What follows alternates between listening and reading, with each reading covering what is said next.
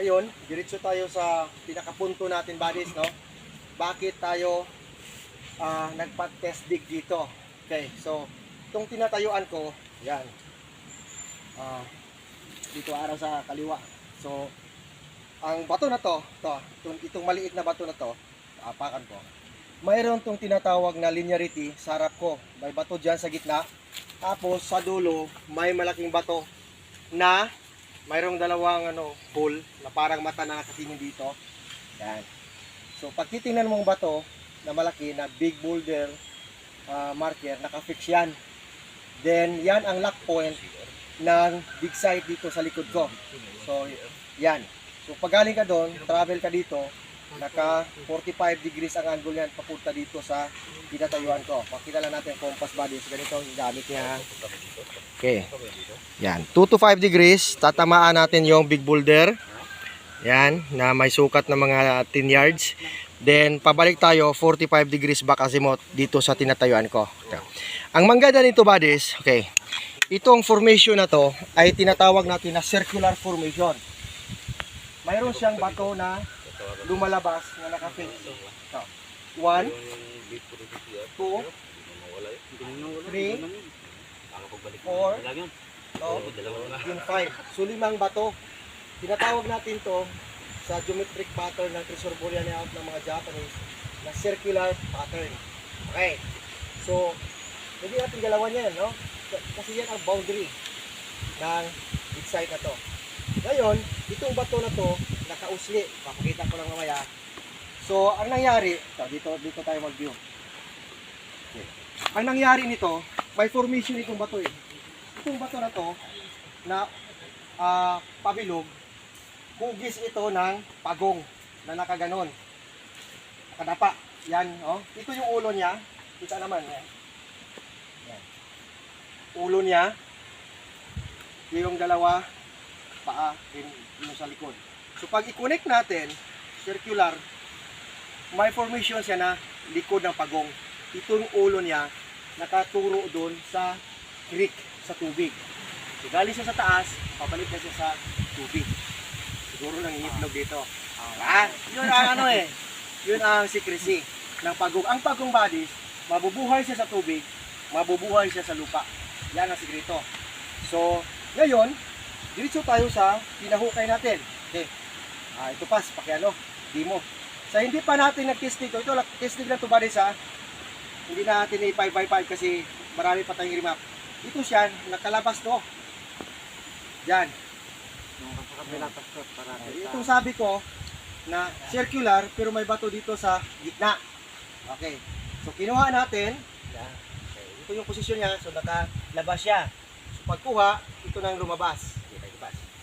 Ito na ang tinatawag natin na primary HTM. Okay, so hidden trail marker, nakatago. Kung hindi mo hukayin ito, hindi mo talaga makita, di ba? Okay. We need to trench. No? Kailangan nating maghukay. Okay. Huwag tayong tamad. Dapat tayo, pag treasure hunter tayo, masipag, no? Makisig, matulis.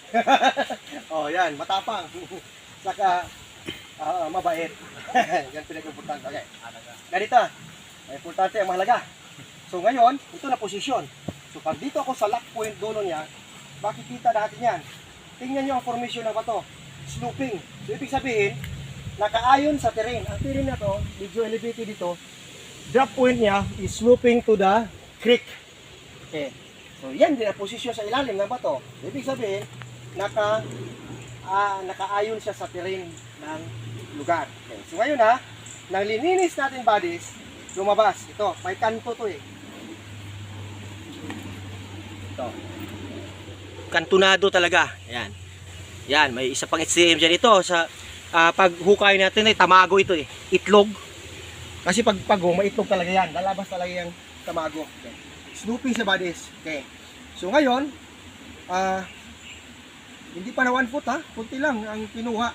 Yan na. Itong tubig buddies, galing to sa sapa, kinuha namin hinugasan. No? Wala talaga itong tubig dito. Ang lalim. Kasi may isang hukay na sila si Kuya na almost 80 feet ako yan, no? Oh, walang tubig. So malalim ang tubig dito sa trenching sila sa drilling, naabot yata ng 100 plus.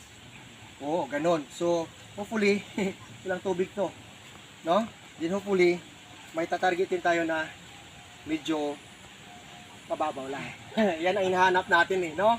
Kasi pag malaki, malaki gastos. Pag maliit, then pag ibigay na ni Lord ang blessing, mas maganda. Everybody happy, then meron tayong mga gastos sa iba pang mga operation. So ngayon, buddies, nakita na, to confirm na pagong talaga siya, itong sinasabi natin na kung anong makita mo sa itaas, ay makita mo din sa ilalim. Ito siya, buddies, inukitan talaga. Yan. Kita nyo itong ukit na to, you know? Parang dinaanan lang ng kutsilyo bayrita, yan. Yan.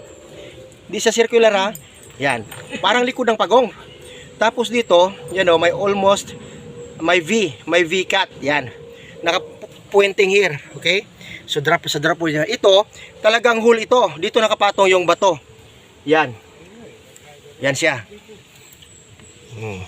Tapos may hole din dito. Yan. Kasi yung isang daliri. Yan, hole talaga yan. Susidlan nga ng tubig. Oh. Okay? So dito nakakat. So ang forma na ito na nakaukit yan, klarong ukit, may ano pa nga eh, may isang ukit pa dito. Saka dito, parang paa. So turtle back, no? Parang likod din ng pagong. Okay. So ito yung ulo niya. Positioning, diving. Kasi patungo na nga sa ano eh, direksyon na po patungo na sa tubig. Pero may iniwan sa ditong tamago, or in short, may item na nakatago ang mga Japanese sa spot ng circular pattern din. Na ayon siya sa Ganji marker na turtle layout. Okay, so yun na, buddies. Ang nakita natin sa taas ay nakikita din natin sa ilalim. Okay? So hopefully nakatulong ang konting decoding, remapping na ito about this pattern and then about this marker. So dito lang spot, dito lang ang item natin na check, no? May mga cutting ko yan eh. Para sa giro lang ito, pinakat talaga yan. Then, yan. May hole, oh, maliit double hole. Yan, na. Under. Okay, so yun. Thank you so much for watching, no? Maraming salamat sa mga subscribers natin at viewers sa ating YouTube channel. Hopefully, na-enjoy nyo ang ating mga kunting insights at sana makatulong ito sa mga operation. So ito na mga trupa natin. Dito tayo. Mga sa mga mabait. Mga pulis na matulis.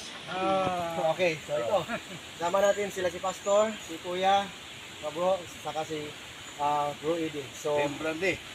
Ito yung Team Brandy. So ngayon, magpasalamat kami sa team na ito sa pag kuha sa atin para marima pang area. Then, sa lahat ng magpag-schedule, direct contact lang sa contact number natin dyan. Hanapin nyo si Black Panther para mapag-usapan ang gustong magparimapin sa mga area. So once again, maraming salamat sa Team Brandy. Bansay Team Brandy! Bansay! Arigatou gozaimasu. Sayonara. Sayonara.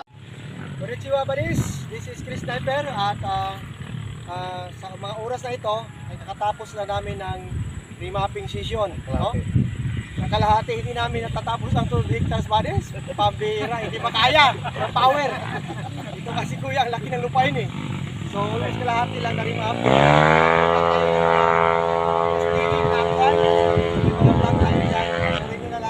Para mapagkukunan nyo ng mga ideas and insights.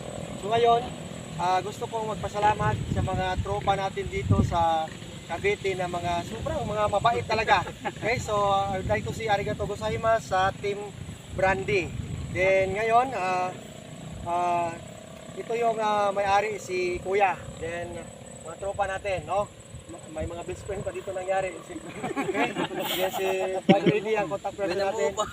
So maraming salamat Black Phantom sa pag-arrange mo ng schedule. So bago tayo pagtapos ng session na ito, may sasabihin muna si Kuya. Kuya, okay lang bang remapin natin? Okay lang.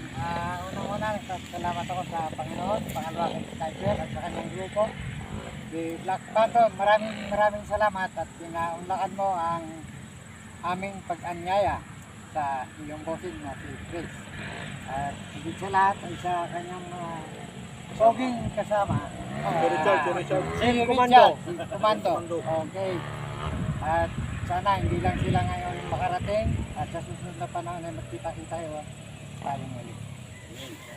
Salamat kuya, no? Salamat. Okay, Sniper so, at grupo. okay, thank you so much. Yun din sa mga tropa ko at least andito kami lahat. Maraming salamat din kuya, okay? So baka may sasabihin ng mga member natin dito. Shout out nyo. Para sa ano ko, mga mahal. Sa mga anak ko, shout out. Shoutout sa nanay ko nasa Bulacan. Kaya magalala, si Uy. na rito. Tuloy-tuloy lang tayo, huwag sumuko. Laban! Laban. Okay, thank you Shout so out, much. Anilin. Okay. Shoutout sa aking asawa, nasa bahay. Okay. Honey, I love you. Shoutout si Mama. Okay. Ingat ka dyan. Ingat ka. Si Tita Elsa, shoutout Tita Elsa. Richard, Mag-ingat nakita kayo mo dyan. na. Thank you. Okay. Salamat. Okay, see you. Salamat. Ingat ka. Remember this, no? Sobrang bait talaga nila. Dahil sobrang bait. Ano kami, palagi kami nakatawa. Kami malungkot. Everybody happy kami. So we are praying for successful Ay, retrieval Ate Elsa pala. operation. Dito, ingat sa Thailand. Out. Okay, so yun lang. Then once again, maraming salamat sa mga subscribers and viewers natin sa Chris Sniper YouTube channel. Then maraming salamat sa mga katropa natin from Luzon, Visayas and Mindanao and sa Team Good Boy Club sa Malaysia. Maraming salamat. So once again, nagpapasalamat ako sa Team Brandy. Team Brandy Bansay! Okay. Good. Salamat po.